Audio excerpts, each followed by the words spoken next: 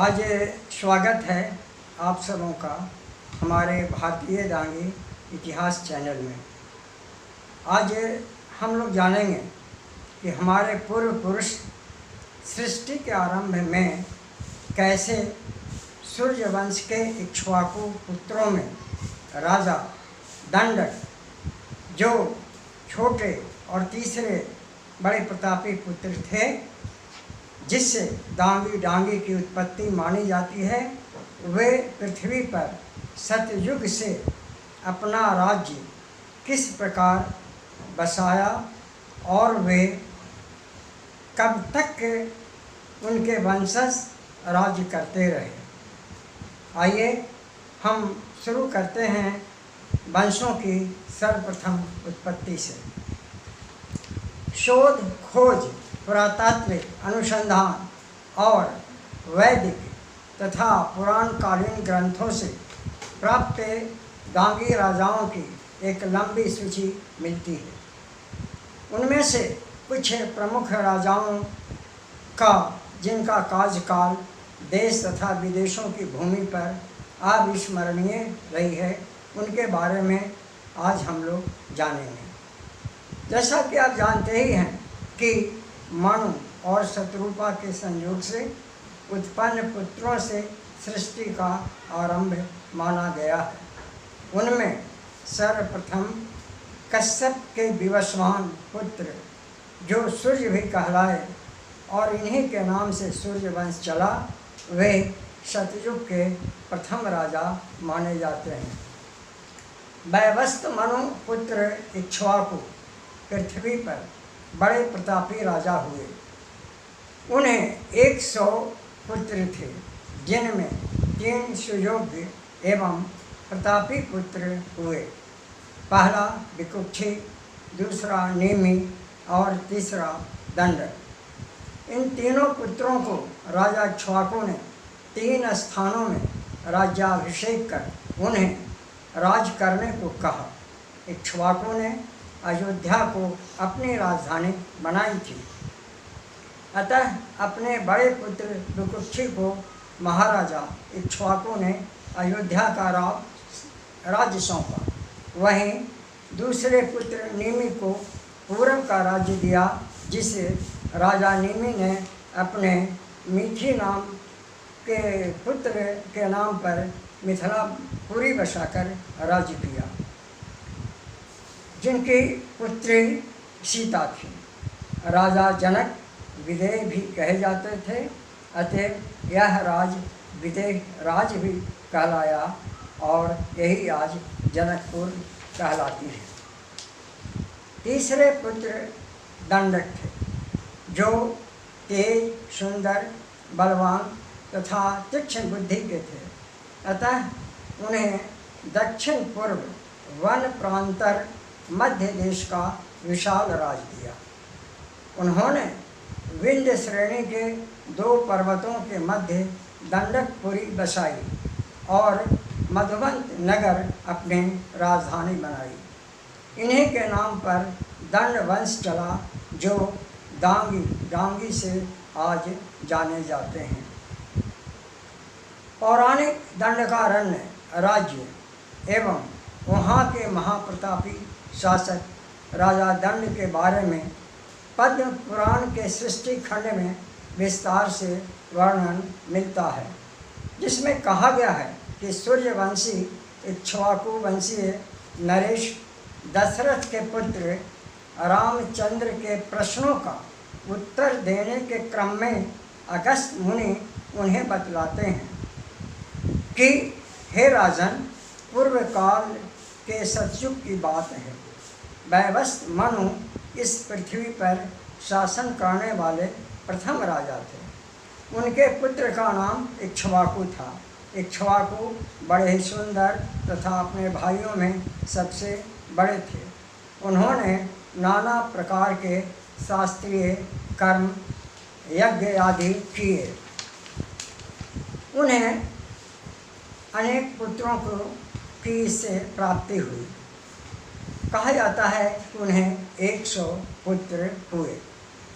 आगे कहा कि इक्ष्वाकु के पुत्रों में जो सबसे छोटे एवं गुणों में सर्वश्रेष्ठ थे, वे शूर और विद्वान के साथ साथ प्रजा का आदर करने के कारण वे सबों में विशेष आदर के पात्र हो गए। उनके बुद्धिमान पिता ने उनका नाम दंड रखा तथा विंध्याचल के 2 शिखरों के बीच एक नगर दिया जिसका नाम मधुमत था। धर्मात्मा दंड ने बहुत वर्षों तक वहाँ अकंटक राज किया।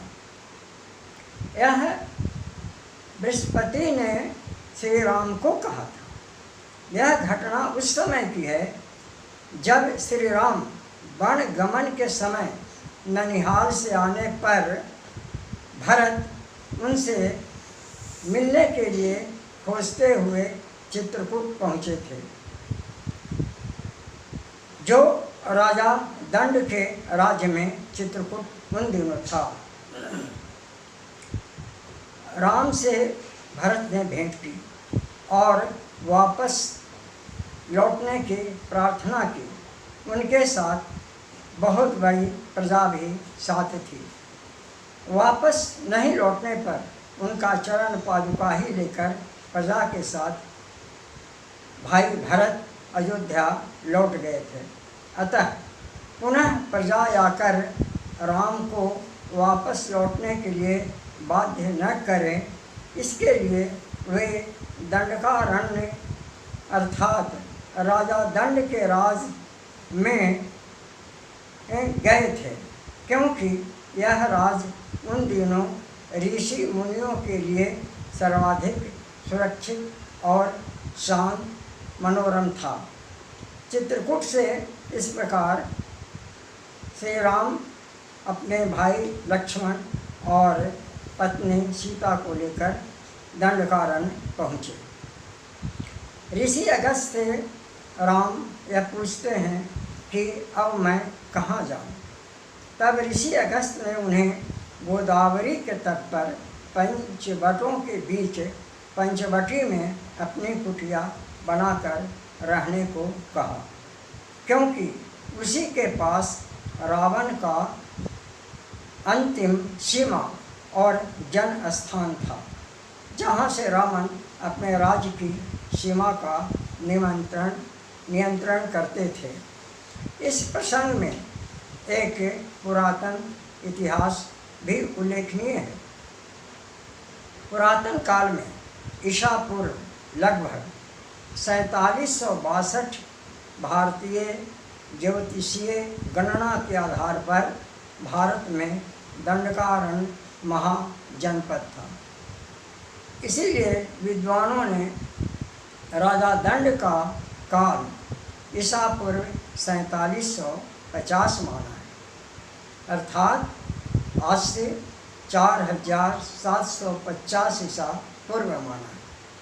इसका उल्लेख ब्रह्मांड पुराण के 2:16-50, मत्स्य पुराण के 114-48 तथा वायु पुराण के 45, 124, 126 तथा मार्कंडेय पुराण के 47 में हुआ है। पौराणिक दंडक राज्य वर्तमान गुजरात के साबरमती, माही और नर्मदा क्षेत्र में स्थित था। डांग जिला के डांगी भी उसी के अंग थे। इस प्रकार विशाल दंडक महाजनपद था। सतयुग में राजा दंड तथा उनके वंशजों की लंबी सूची है। चूँकि हजारों वर्षों तक राजा दंड तथा उनके वंशज दंडक महाजनपद में राज किए, यही कारण है कि पूर्व में दंडकारण्य बस्तर जिला जो छत्तीसगढ़ में है से सागर एरन दांगीवाड़ा बुंदेलखंड का प्रवेश द्वार, इंदौर उज्जैन के पास दंगवाड़ा,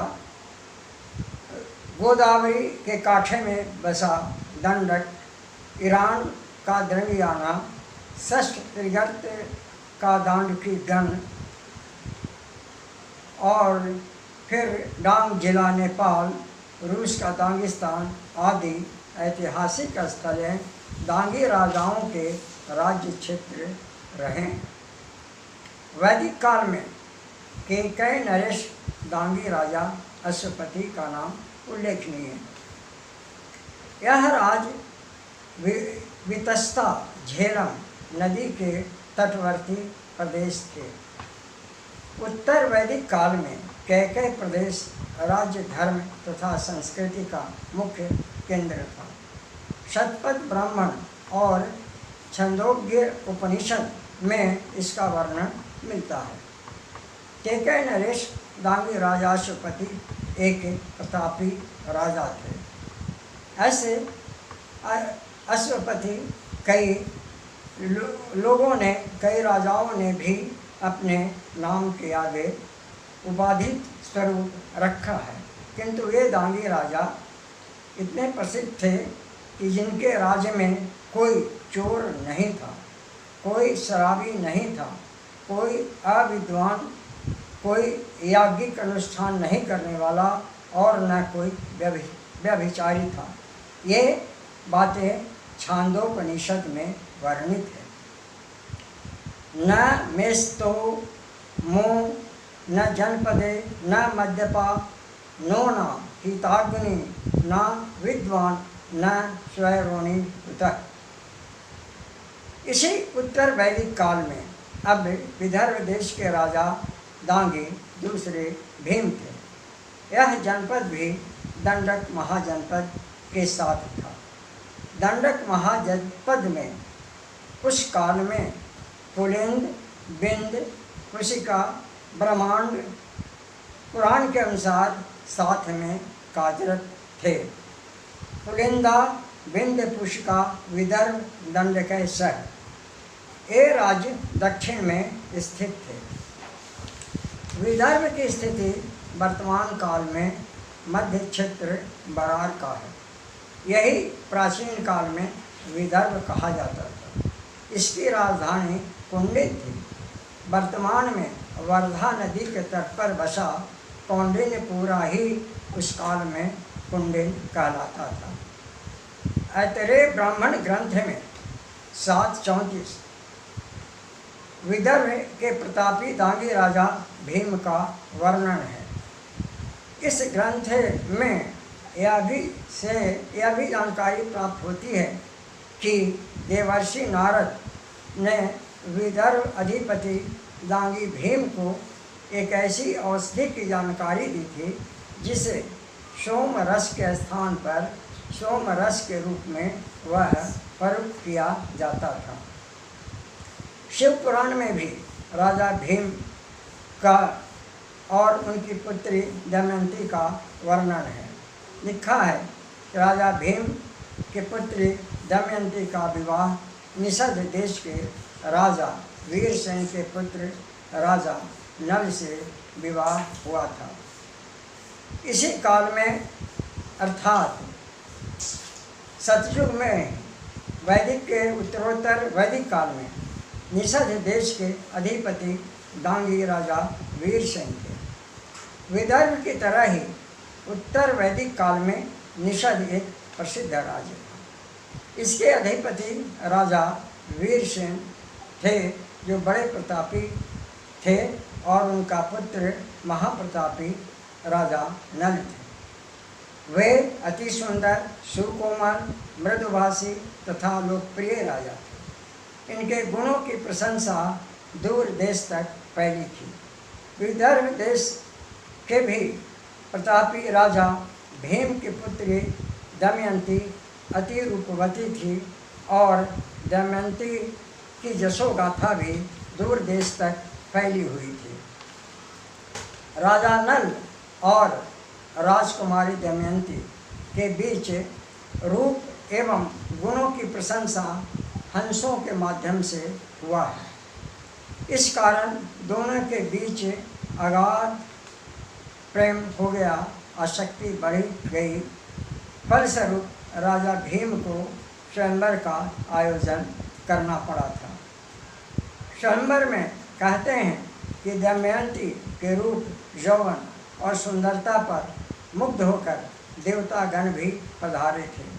अतएव स्वयंवर में स्वयं इंद्र, अग्नि, वरुण और यम भी राजा नल का वेश धारण कर स्वयंवर में पधारे।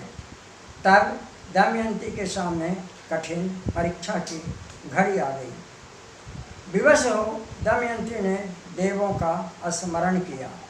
तब दमयंती को चयन करने में आसानी मिल गई। अब वह जान गई कि देवों के पांव धरती से जुड़े नहीं हैं, उनके पुष्पमाला भी मुरझाए नहीं हैं और नहीं तो देवों के पलक ही गिरते हैं। अतः इन देव चिन्हों को देखकर दमयंती समझ गई कि ये चारों देवगण हैं और राजा नल ये हैं, और उनके गले में जयमाला डाल देती है। देवगणों ने दोनों के ऊपर पुष्प की वर्षा करते हैं और उन्हें सुखी जीवन की कामना करते हैं। इस प्रकार नल और दमयंती दोनों ने मिलकर निषद देश पर राज्य करने लगे। प्रजा खुशहाल हुई। निषद राज धन्य धान से पूर्ण और समृद्ध हो गया, किंतु विधाता को यह अधिक दिनों तक नहीं भाया और इन दोनों को अत्यंत कष्ट का सामना करना पड़ा, भारी विपत्ति झेलनी पड़ी।